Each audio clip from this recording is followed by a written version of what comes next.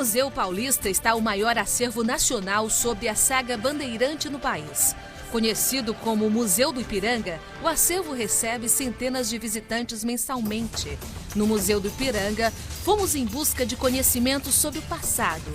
Dias de pesquisa na capital paulista que nos levassem a vestígios da história de desbravamento e povoação do Piauí. Pesquisas que nos levassem a Domingos Jorge Velho.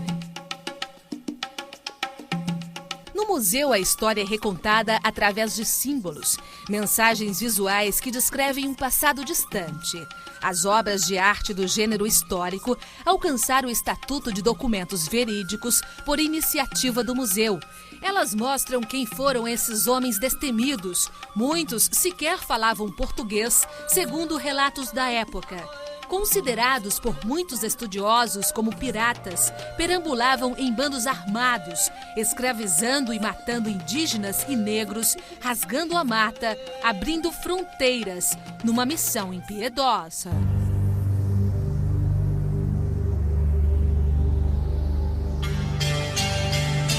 A cenografia de pinturas e esculturas conduz ao interior, resgatando acontecimentos, desde o saguão, passando pela escadaria central. São as imagens que recriam a história, chaves para a interpretação dos feitos bandeirantes. As obras simbolizam a história do desbravamento e formação do território nacional. As imagens estão dispostas aqui, assim como a referência dos estados do país que os bandeirantes desbravaram. A imagem de Domingos Jorge Velho não está representada na escadaria. O bandeirante paulista, considerado um dos desbravadores do Piauí, tem sua imagem destacada de outra forma, especial e rara. Um homem de barbas longas que remetem à lembrança dos profetas bíblicos, mas a postura é majestosa, digna da realeza. E foi esta a intenção do pintor: deixar uma imagem altiva do homem que ficou para sempre conhecido como o algoz que exterminou os negros do Quilombo dos Palmares, em Alagoas. Mas, na verdade, Domingos Jorge Velho, segundo historiadores, não se parecia em nada com a figura retratada no Museu do Ipiranga.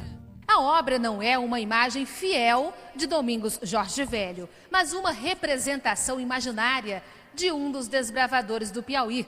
Trata-se de um marco histórico. Começou com esta pintura de Benedito Calixto a figuração dos bandeirantes como heróis. Esta pose que ele é retratado, não é, com uma das mãos na cintura e a outra mão estendida segurando o rifle, ela é embasada na tradição de retratos reais fundada ainda na França no tempo de Luís XIV. Não é? É a mesma pose que foi utilizada nos retratos do rei da França, depois do rei de Portugal, como Dom João VI, vai ser utilizada já na República para representar os bandeirantes, para conferir a eles majestade, poder, não é?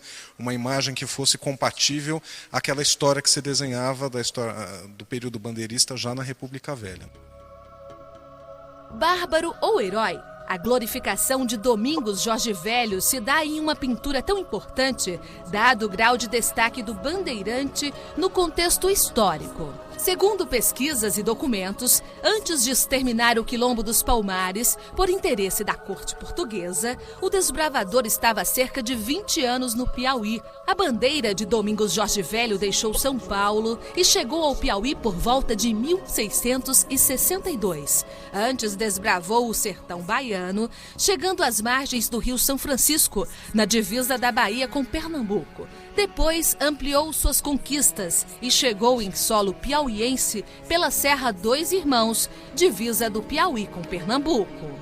Seguindo o rastro dos índios, os bandeirantes chegaram ao Piauí e se estabeleceram na Bacia do Parnaíba. Aproximadamente uma década antes da disseminação das fazendas de gado, Domingos Jorge Velho já estava na Bacia do Poti. Foi aqui nesta região, às margens do Rio Sambito, hoje cidade de Valença, que Domingos Jorge Velho fundou o Arraial dos Paulistas. Arraial porque era um lugar de gente branca, era um lugar diferente das tabas, das malocas, né, da organização tribal anterior. Em 1697 foi feita a primeira descrição desse sertão pelo padre Miguel de Carvalho, neste lugar aqui onde nós estamos, né, às margens do Sambito, né, nos brejos da Catarina, está o Arraial dos Paulistas, o primeiro núcleo de povoamento do Piauí.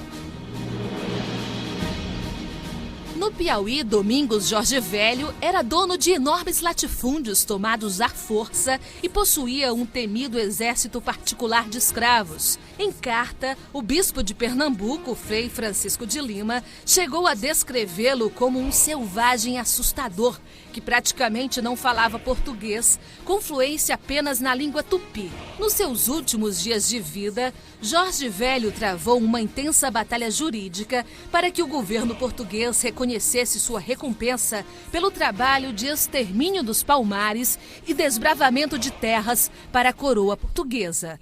Mas Jorge Velho morreu em Piancó, na Paraíba, sem ver seus direitos reconhecidos. Só em 1705, 2 anos após a morte do bandeirante, a viúva de Jorge Velho consegue legalmente a posse de terras piauienses.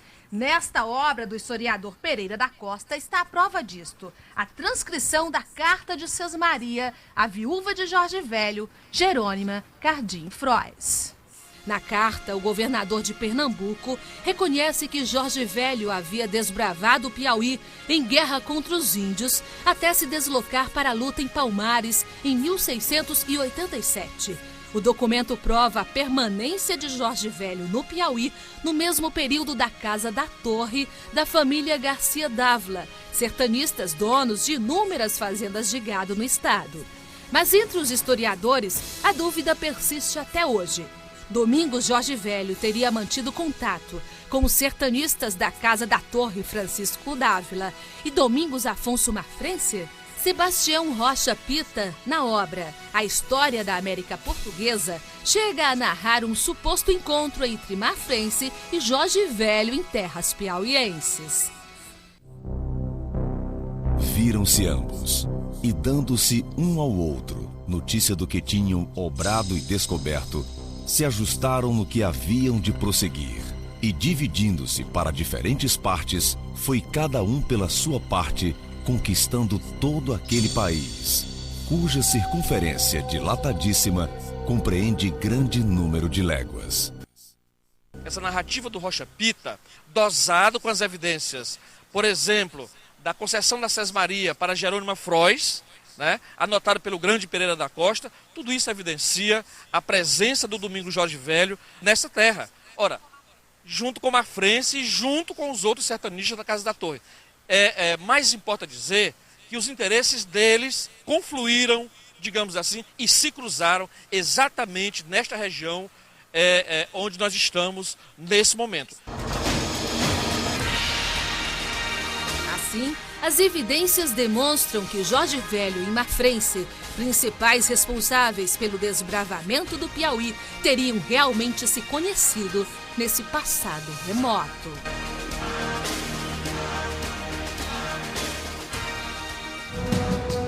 As histórias dos 2 Domingos, o Mafrense e o Jorge Velho, marcaram o processo de colonização do nosso estado.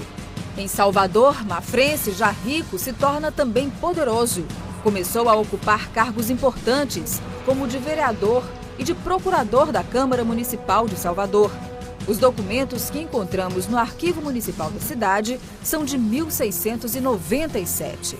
É um livro da ata da Câmara, né, do ano de 1697, onde consta aqui, como vocês podem ver, o termo de vereação, onde ele aparece inúmeras vezes durante esse termo como procurador da Câmara, né, responsável pelo poder legislativo da época.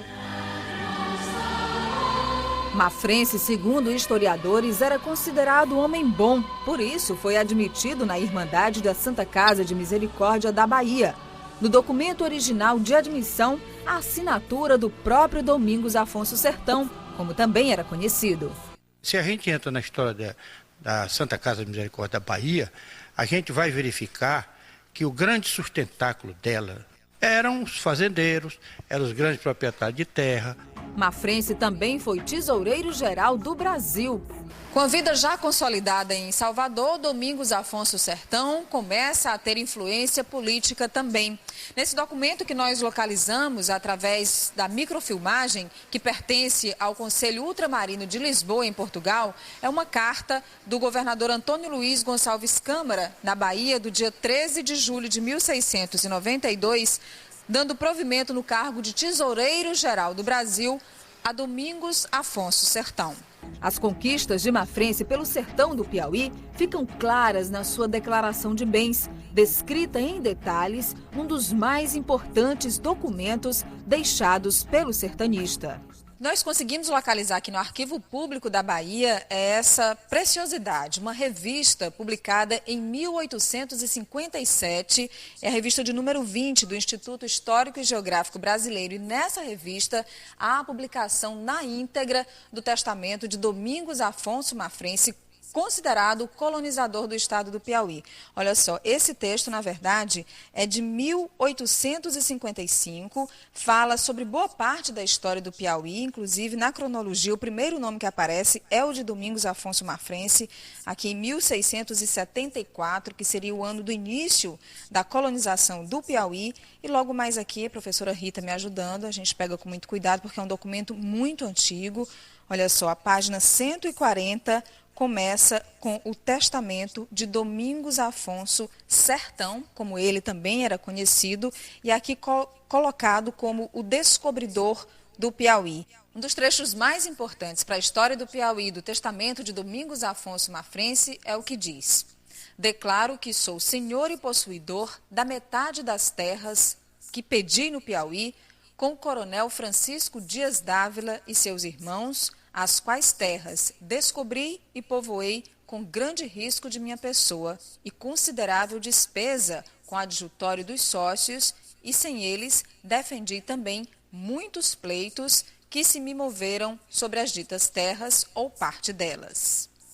Mafrense não cita a família Dávila em seu testamento. Era o sinal de que a sociedade com a Casa da Torre não foi bem sucedida até o final. Já era um tanto quanto rarefeito naquele século XVIII o poder da Casa da Torre enquanto a dilatação, enquanto o domínio dela própria. Nesse espaço, o Mafrense então cresce o seu poder. Ele de algum modo consolida a sua rede de fazendas, né? Uma vez que ele não era propriamente da Casa da Torre, ele era um homem cujos interesses estavam associados. Depois de uma longa parceria na conquista pelo sertão do Piauí, Garcia Dávila e Mafrense começam a se distanciar. No começo do século XVIII, Mafrense faz as primeiras doações aos padres jesuítas de Salvador e em seu testamento, escrito em 1711, deixa boa parte dos seus bens para os jesuítas. Faz a doação de um terreno e de 64 mil cruzados para a construção deste prédio, onde por anos funcionou o primeiro noviciado da Companhia de Jesus no Brasil. No registro da escritura do noviciado de 1704, a referência à doação feita por Mafrense. Quando o prédio foi concluído, Mafrense já havia morrido. Por mais de 50 anos, o local serviu para abrigar os noviços da Companhia de Jesus em Salvador. Hoje, abriga crianças pobres da cidade. No Arquivo Público da Bahia encontramos um rico acervo de documentos dos séculos XVII e XVIII, livros preservados que narram parte da história do Piauí. O trabalho de pesquisa é minucioso. Decifrar letras, frases, entender o português arcaico, até deparar-se com os nossos personagens. Foi aqui que encontramos o documento original de Domingos Mafrense doando o terreno para a construção do noviciado. O prédio do noviciado serviu de abrigo aos jesuítas durante um ano, entre 1759 e 1760, período em que os padres aguardavam a saída do Brasil, no processo de expulsão pela coroa portuguesa. O padre jesuíta Ângelo Imperiale caminha pelo local repleto de simbologia e história e lembra que foi edificado com o dinheiro das terras piauienses.